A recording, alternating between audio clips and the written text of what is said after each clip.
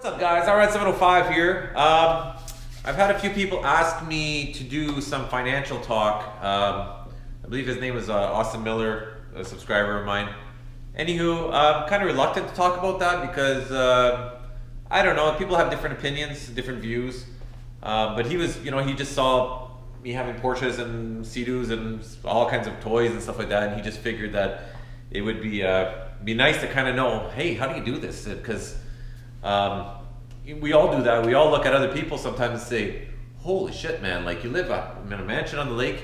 You're just so curious to know people's stories.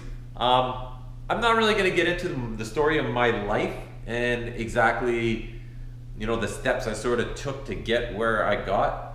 I really going to focus a little bit today on something a little bit more useful to you, which would be how you can do it, sort of, or how I do it, but not exactly, like I said, my life struggles and yada, yada, yada. Yeah, so like I said, you guys have seen, I have a Porsche and custom motorcycles, snow machines, and all this crap. And I'm going to get to all that in a little bit. First, I just want to give you a little heads up of sort of how I think and why I think the way I think. My father worked as a miner. We're in Sudbury, Ontario is where I grew up. And mining's a big industry here. My mom never worked. And the reason I talk about my parents just a little bit is because sort of that's where my upbringing comes from and a little bit of my mentality. My dad worked like a crazy amount. He had 2 jobs. He used to get up at 5 in the morning and he'd go to bed at 11 o'clock at night. He did this for 5 years straight, burned himself right out. Made good money along the line, did a couple moves here and there, and he did okay. And I say he did okay, he did great compared to everybody else. But there was a lot of labor there, and at the end result, there's certain things he did which didn't really take that much effort that made him a lot of money. And there's other things like he did, like living frugal, saving his money, and just working like non-stop. That also earned him a lot of money, like paying off his house real hard. That's all something that earned him money. But then he also had real estate. He had properties. He had all these other kind of different things. We bought and sold cars when I was a kid. We would have 5 cars at a time. I remember we had a Jaguar at the time. At one point in time, we had a 67 Camaro convertible, which I wish we still had. We had a pickup truck with a big fiberglass front end, really cool stuff. But we weren't, I wouldn't say that we didn't live well, but my dad wouldn't pay the $2 to have call display on his phone. So there was a balance there. We went out for lunch, we went out for dinner, we did all these things as a family. We went on family vacations, which for us was a boat. When I was a kid, we had a large boat as well. But yet money wasn't thrown around at all. If my mom would go buy me at the time like $30, $40 jeans or whatever, it was expensive back in the day, and she would hide the receipt from my dad, because if my dad found out that we'd spend like 40, 50 bucks on a pair of jeans, he'd be like, what the hell, you gotta go buy jeans for like $10 at Walmart. And that's just the way he was. So anywho, let's get into sort of a scenario. Young kid goes to school or doesn't go to school. Do I think school's worthwhile? It can be. If you go out there and you become, let's say, say a little doctor, you're not necessarily going to be wealthy, but you're going to earn a good income. And if you put that income to work, you basically have more income to put to work earlier in life, and grow it to whatever you want to grow it to. If you're working at a gas station making $10 an hour, or whatever a gas station guy whatever they make, and then you're living on your own, and you got a cell phone and a car and all stuff, you're obviously not going to have any disposable income. It's really hard to get ahead, invest, or do anything like that. When I was younger, I'm not a school kid. I really, it hasn't been my thing. I can't spell very well. Great at math. My reading comprehension is very good, all that kind of stuff. Pretty shy kid, believe it or not. Not so much anymore, but when I was a young lad, I was pretty shy. And that really stems from my mom. My mom's super shy, so she raised me. My dad worked a lot, so anywho, for a young kid, you want to get yourself into a decent position or a decent job as best you can. but it's not the end all. Most people that I know that are extremely wealthy are not even high school graduates. My dad, for instance, I think he's grade 9 is where he went to school. He stopped, and then eventually he got his grade 12 equivalency or something like that, for whatever that's worth. So in the big scheme of things, not a lot of education. Myself, I went to grade 12, and I did a year of college. I took civil engineering, really hated it. I had a buddy call me one day. He said, "Hey, do you want a job?" And I said, "Yeah, doing what?" He was in Ottawa at the time. "Doing what?" He's like, "Machining." Okay. So I packed my bags and I just took off to Ottawa just on a whim and started machining. Do I like machining? Absolutely not. I do own a machine shop now, but I really don't like it. I'm just good at it. I'm one of those people that can basically do anything. I build decks, I can build houses, I can build anything. I can fix cars. I'm just handy, sort of, you could say. So what we did is we worked as much overtime as we could, and I was cheap back then. I had my high school clothes for like 5-6 years after high school. I mean, I would not buy anything like that. We had our own cars. We paid our own insurance. At the time we were splitting rent. It was 4 or 5 of us. We were paying like $300-400 rent, plus our groceries, and of course we went to the bars and drank and did all that stuff. But aside from that, I always, as much as I could, I put money away. I didn't have a whole lot of money. Like, we're talking about 19, 20 years old, probably like $3,000, $4,000 in the bank. At the time I was buying RSPs because I was told RSPs are the way to go. Save your money. My dad was very, very typical, go to school, work hard, save your money, and that's the way to riches. And you know, at the time, that was his best of his ability to kind of coach me along. But when we really like sat down later on in life, we snapshotted his life and the things that made him the most money. It wasn't saving money, it wasn't working hard. So moving on, I had a stockbroker.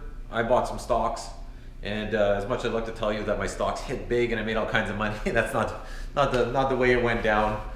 Well, I basically just worked my ass off, and I bought cars cash. Everything I bought was cash. I never had any payments on a car. I never had any payments on snow machines or dirt bikes. I hardly had any of that stuff. And when I did buy a dirt bike, I made sure I got a really good deal on it so I could get my money back. And that's been really my key to my success, for the toy section of it, is I usually get my money back. This Porsche right here that I bought, I got it for half of what it's worth. I'll tell you what I paid for it. I paid $9,500 for it. And it's a Boxster S 2001. Out in Canada, it's worth about 18. Now, I dumped about $4,000 into it, and that $4,000's pretty much in the garbage. I bought headlights and wheels and all this kind of stuff, and I'm never getting that back. I mean, there is no getting back money when you spend money on a vehicle like that.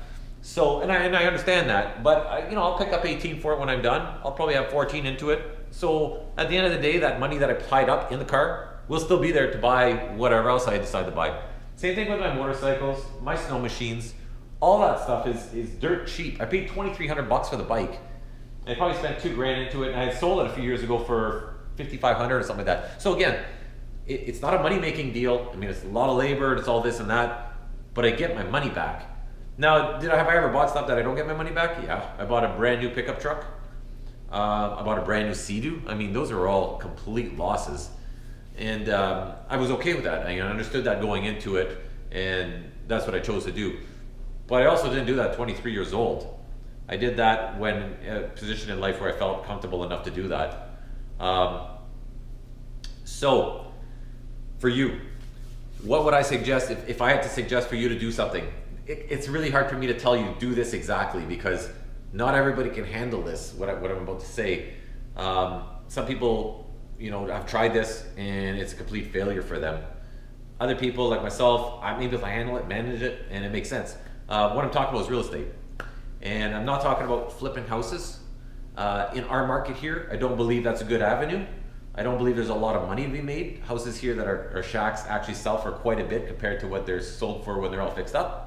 So it's not like you can buy a house here for 40 and sell it put 40 into it and sell it for 200. I mean, that just doesn't happen here in Canada where I am. So, rental properties. You could save up. Let's take out the Wealthy Barber. Let's talk about that let's even forget about the real estate. Let's talk about the Wealthy Barber. I laughed when I saw that whole video. Okay, they're talking about putting your money away. And this is hard for people because a lot of people like yourselves might be doing this, and I might have been told this, and I don't want to discourage you. I mean, it's better than not doing it, but for me, it's not the best avenue.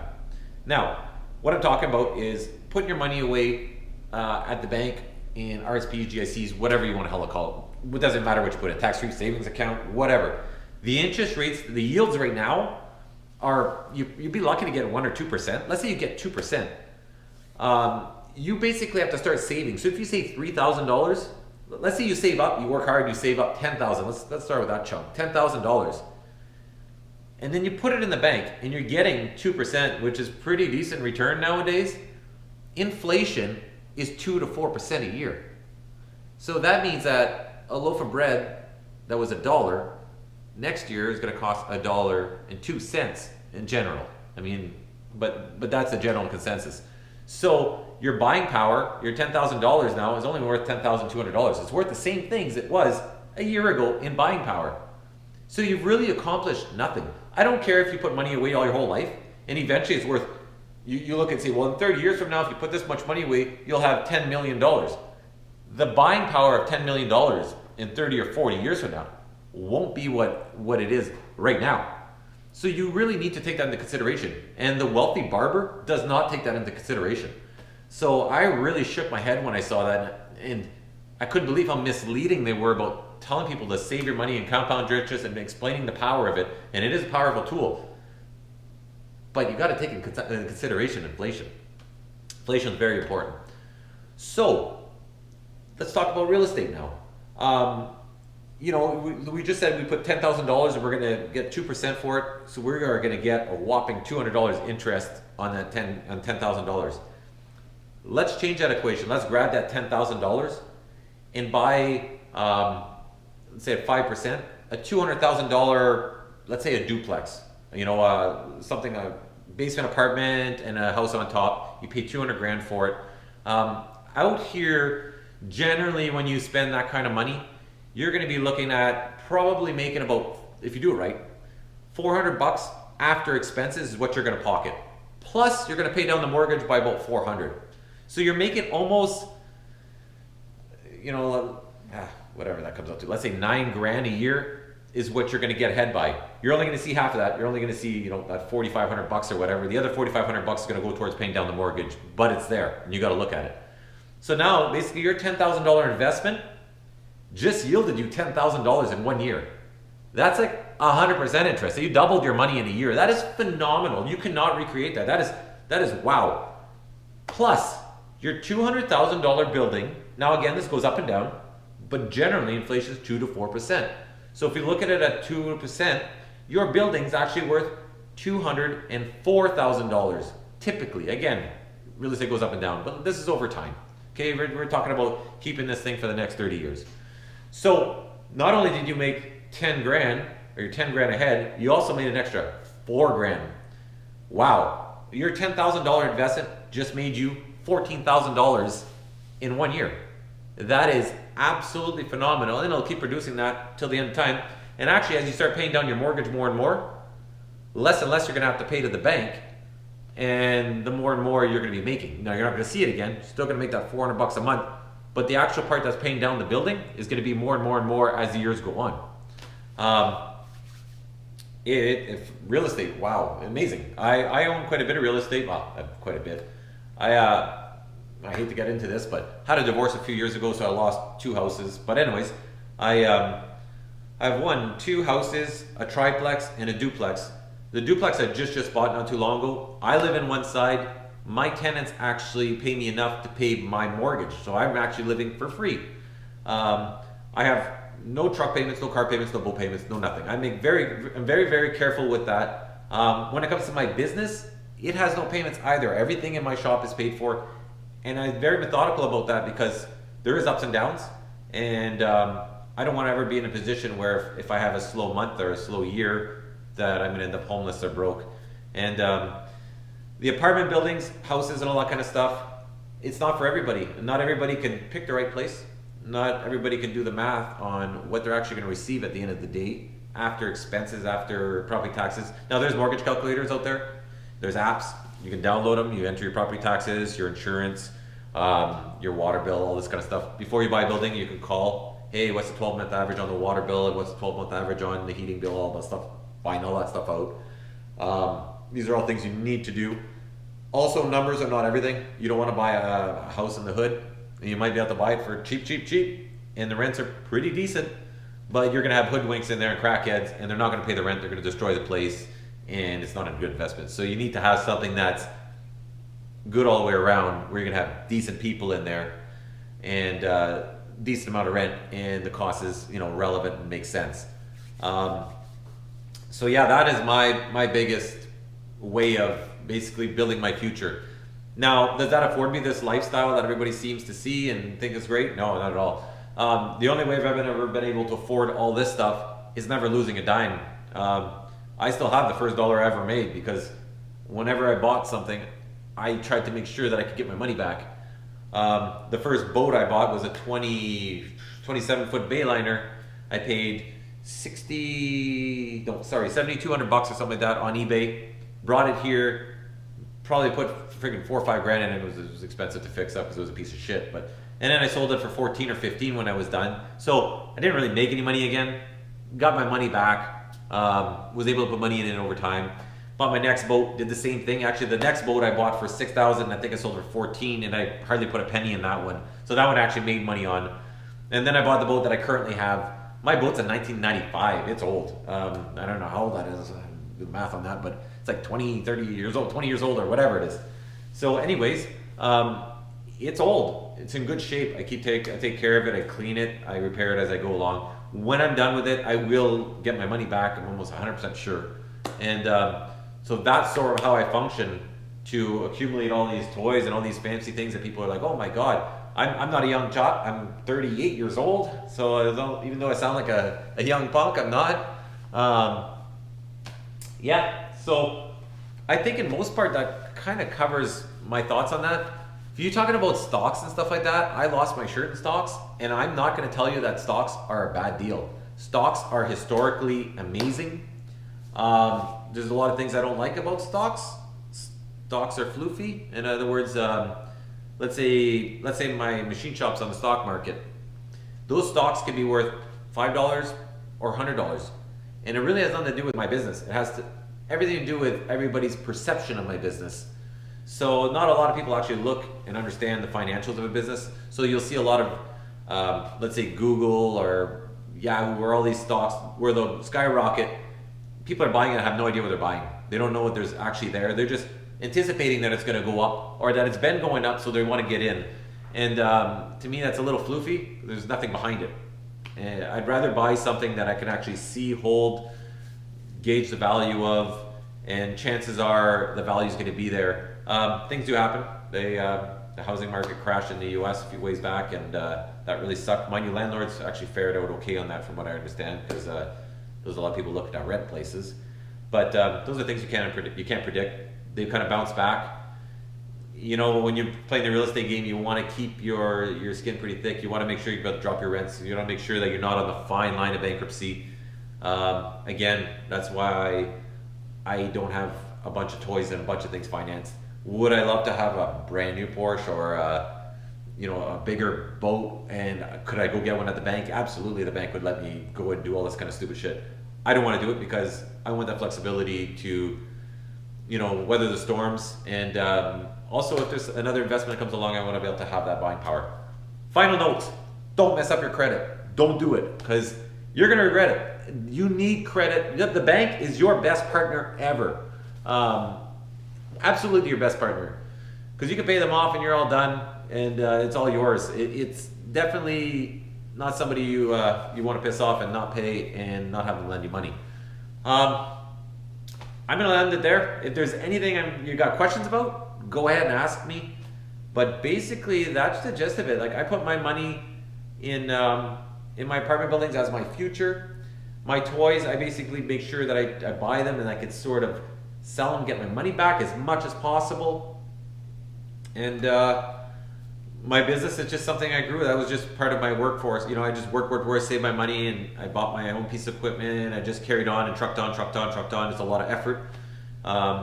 but it's just something to increase my income or my possibility of increasing my income. Some years I make very little money, some other years I make a lot of money. And then when I do make a lot of money, I put it to work with real estate. So hope that's helpful, guys. I know it's a 20-minute long video. So I'm gonna cut it off. Hope you enjoyed. Let me know what you think. Peace.